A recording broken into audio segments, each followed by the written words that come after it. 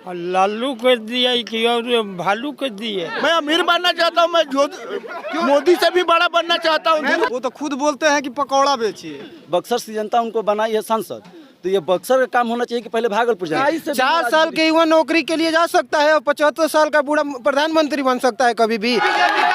BJP का 4 मुद्दा बता दियो जो काम किया है बीजेपी का, 4 बता। देखिए अभी हम लोग बक्सर में मौजूद हैं और बक्सर में अभी यहाँ से सुधाकर सिंह जी गुजरे हैं। मंच की तस्वीरें एक बार दिखा दीजिए। अभी ये भाषण देके यहाँ से निकले और बहुत सारी जनता इकट्ठी हो गई उनको देखने के लिए। भाई उनका क्षेत्र है तो क्षेत्र में घूम रहे हैं। बाकी इस बार जनता का क्या मूड है, बक्सर इस बार क्या चाहती है, हम जरा जनता से जानते हैं। चाचा आप पीछे से बहुत बातें कर रहे थे, कौन कर रहा था? आप थे।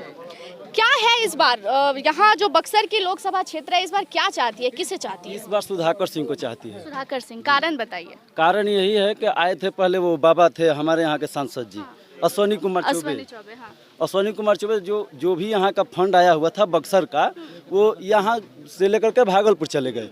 तो यहाँ पर ये आप ही बताइए कि यहाँ पहले जो बक्सर से सांसद हैं, बक्सर से जनता उनको बनाई है सांसद, तो ये बक्सर का काम होना चाहिए कि पहले भागलपुर जाना चाहिए। भागलपुर का काम करा दिया यहाँ के फंड से। हाँ, यहाँ का जो एम्स आया था यहाँ बक्सर के लिए आया था, वो चला गया भागलपुर में।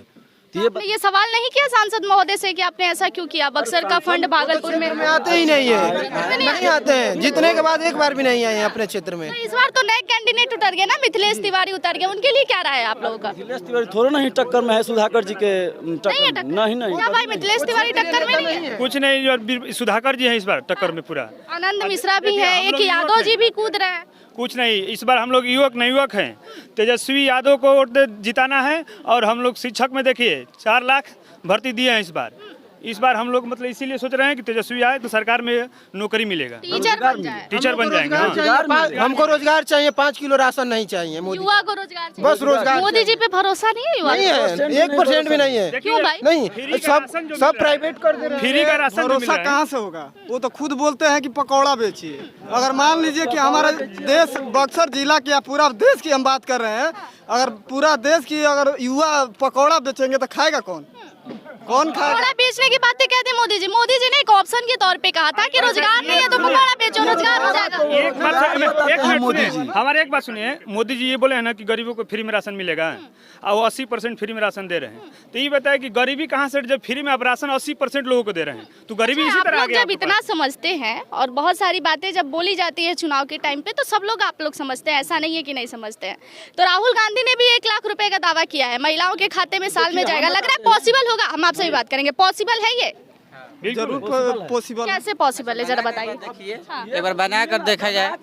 बना के देखा जाए? हाँ, एक बार बना कर। क्या पता लोगों को थोड़ा मिल अरे जाए। नहीं देंगे फिर बदल लेंगे। फिर बदल देंगे। काम चाहिए। मान लीजिए जैसे नरेंद्र मोदी को हम साथा में लेकर आए थे तो वो तो बोले थे कि जनधन योजना में 15 लाख रुपया खाता में चला जाएगा। चला गया बताइए।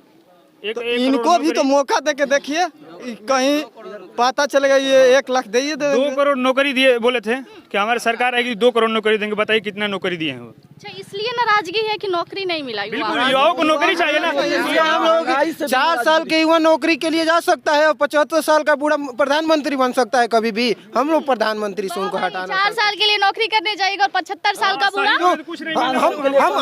हम तो 4 साल एनसीसी करके घर पर बैठे हैं। 4 साल अब देश की सेवा करने के लिए नहीं मिल रही है।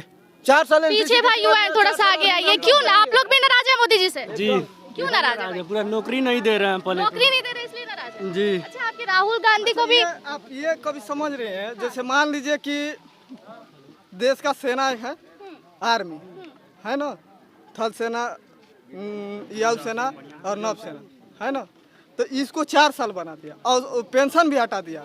क्या आपको लग रहा है कि 5 साल जो संसद बन रहा है उसका पेंशन बनता है और जो देश का सेवा करता है उसका पेंशन नहीं बनता है? आपके राहुल जी आएंगे तो ये सारी चीजों को सही हाँ, बोले हैं लागू होगा। सरकार में आ जाएंगे तो ये हटने वाला है। देखिए मोदी जी का मेनू देखिए, मोदी जी का मेनू में मतलब नौजवानों के लिए कुछ नहीं, नौकरी के बारे में तो उनका कुछ है ही नहीं उसमें कि क्या करना है क्या नहीं करना। अग्निपथ योजना से क्या लाभ है? कुछ लाभ है?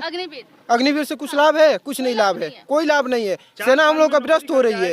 इस देश से हम लोग का पाकिस्तान का इधर आ जाएगा। भाई आप युवाओं की बातें सुन रहे थे, लेकिन कई लोग देखिए पीछे जो है वो सीनियर लोग भी है। थोड़ा सा साइड हो जाइए। बाबा आप लोग थोड़ा सा रुकिए, क्यों भाग रहे हैं? क्या लग रहा है इस बार बक्सर में कौन बनेगा सांसद? हमारा बिल्कुल ना बुझाला। वोट ना देब, वोट देव का है केकरा के देब? लालू के दिए कि और भालू के दिए। एजा लालू कहाँ बढ़ल कि लालू के देब? एजा लालू कहाँ बढ़ल? अब नहीं खन तो अब हम का करी बचिया, हम लालू के बांध के रखले बनी। बाकी देव लालू के। हाँ लालू वही तो लालू के। क्या लग रहा है चाचा, कौन बन रहा है इस बार बक्सर से सांसद? अब तो ये तो मालूम नहीं है, लेकिन आना चाहिए बीजेपी। बीजेपी आना बताइए, अभी इतने लोग समर्थन दे रहे थे। वो सब समर्थन देने दीजिए, हाँ। कोई फर्क नहीं पड़ने वाला। आएगा बीजेपी। अच्छा, हम पूछना चाहते हैं इनसे, बीजेपी ने क्या किया है बताइए। बीजेपी ने क्या किया है? बीजेपी का 4 मुद्दा बता दीजिए जो काम किया है बीजेपी का, 4 बता दीजिए। ये है आप लोग अभी बता नहीं देख रहे हैं बीजेपी सब प्राइवेट कर दिया, अडानी को बेच दिया। भाई अब इतने दावा से कह रहे हैं कि आएगा बीजेपी, तो सवालों का जवाब बीजेपी ने दीजिए। और नौजवानों को कहने दीजिए, बीजेपी काम आप रुक जाइए। दो नौजवानों को कहने दीजिए हाँ। आना चाहिए बीजेपी। हाँ। ये आप ही के गांव के लड़के हैं ना सर? हमारे घर कई लड़के बेरोजगार घूम रहे हैं सर। तो होने दे, मैं भी तो बेरोजगार हूँ, क्या मैं काम नहीं करता हूँ? फिर भी अच्छा क्या करते हैं? मंदिर से हम लोग का रोजगार चल जाएगा। मंदिर से राशन वाला है, 5 किलो राशन वाला फ्री वाला। लाने जाते क्यों है? 5 बीघा खेत है हमारा, एक बीबी या खेत नहीं, हम राशन लाने जाते ही नहीं। हम क्यों गरीब हो रहे? गरीब तो खुद बन रहे हैं आप। आप राशन लेने नहीं जाते? नहीं जाते हैं, जाऊंगा भी नहीं। मैं अमीर बनना चाहता हूँ, मैं मोदी से भी बड़ा बनना चाहता हूँ। मोदी से भी बड़ा? और क्या पूछना चाहते हैं। अच्छा आप अंबानी से भी बड़ा बनना आप चाहता बताइए, हूँ। आपको बेटा को राशन चाहिए या नौकरी चाहिए? आपके बेटा को राशन नहीं चाहिए। आपके बेटे को तो फिर कितने मोदी जी ने कितने नौकरी दी है? सुरक्षा चाहिए आपके बेटों को राशन मेरे चाहिए, को। मैं नौकरी? कहीं भी रात बिरात जाऊँ, अपना काम करूँ, यही चाहिए। पुलवामा हमला देखे हैं, 40 जवान शहीद हुए थे, उनमें सुरक्षा है उनका। अंदर अपने देश में आके अपना जवान ही शहीद हो गया, बस में टक्कर मार के।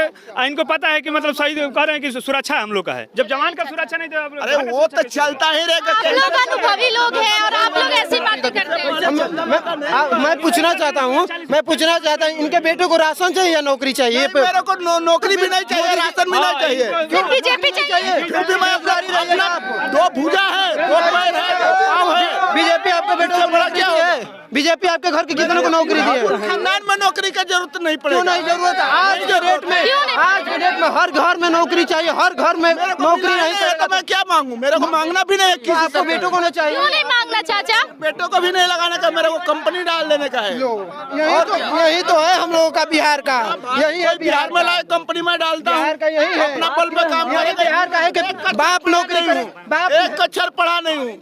बाप हैदराबाद जाएगा तो बेटा भी हैदराबाद जाएगा, बाप हैदराबाद जाएगा तो बेटा भी हैदराबाद जाएगा। ये नहीं सोच है कि मैं हैदराबाद गया तो मेरे बेटा को सरकारी नौकरी चाहिए। हम नहीं मिलेगा, हमारा खेत नहीं है तो भी नहीं मिलता है। अब बहुत से लोगों है खेत है, सबको फिर भी आप बोल रहे हैं कि हमें बीजेपी ही चाहिए। 5 किलो राशन नहीं चाहिए, हमको कुछ नहीं चाहिए। हाँ कुछ भी नहीं चाहिए? नहीं। अच्छा वोट किसको करते हैं? हम बीजेपी को देंगे, अभी बीजेपी को? अभी बीजेपी को। ये बीजेपी भक्त है भाई। हाँ बीजेपी भक्त हैं, ये बीजेपी भक्त हैं। बीजेपी आकर इनके घर पे मतलब चूल्हा चौकी करती होंगी। क्या कहना है चाचा, कौन बन रहा है सांसद इस बार बक्सर में? सांसद बन रहे हैं सुधाकर जी। सुधाकर जी। ये कह रहे हैं कि बीजेपी, आंख बंद करके बीजेपी। इसको कहने दीजिए, उनका वोटर है तो कहबे न करेगा। अच्छा उनके वोटर है वो? पहले से ही ऐलान है कि आप बीजेपी के वोटर हैं? उनका वोटर है तो कहेंगे। सुधाकर सिंह जीत रहे हैं इस बार बक्सर से। जीत रहे हैं। अच्छा उम्मीद है सुधाकर सिंह काम वाम करेंगे यहाँ से? क्यों नहीं काम करेंगे, काम करेंगे। बीजेपी की सांसद जब यहाँ पर थे तो कोई काम नहीं हुआ था? नहीं, कोई काम नहीं हुआ। नाराज है क्या बीजेपी से? नाराज बीजेपी से नहीं, उनके काम से नाराज हैं। उनके काम से? तो पिछले कैंडिडेट ने काम नहीं किया। एक मिनट बात सुनिए। तेजस्वी यादव ने सॉरी कौन थे, चौबे जी ने काम नहीं किया तो उन्होंने तिवारी जी को उतार दिया, तो कैंडिडेट तो बदल दिया ना बीजेपी। कैंडिडेट बदल दिया तो उस पर क्या भरोसा है? जब अगला आया काम नहीं किया तो पिछला आया तो फिर काम करेगा कि नहीं करेगा, उस पर अच्छा इस सोच के साथ बदलना चाहते जी हैं कि क्या पता काम हो या ना। जी जी। तो देखिए भाई, ये बक्सर लोकसभा क्षेत्र है और तमाम जनता यहाँ पर जुड़ी है और बातें हो रही थी कि भाई इस बार बक्सर लोकसभा क्षेत्र में क्या हो रहा है।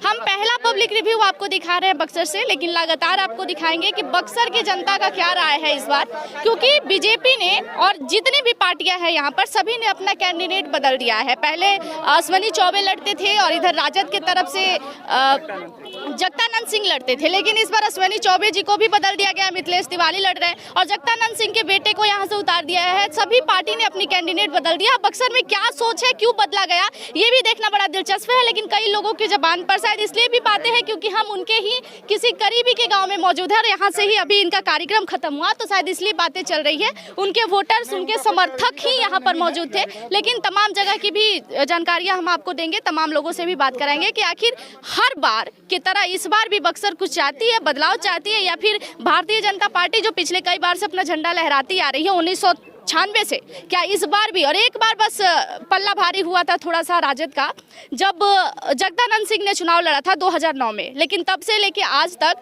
बीजेपी ही अपना झंडा गाड़ रही है बक्सर में। अब देखना बड़ा दिलचस्प होगा कि इस बार बक्सर किसे चाहती है।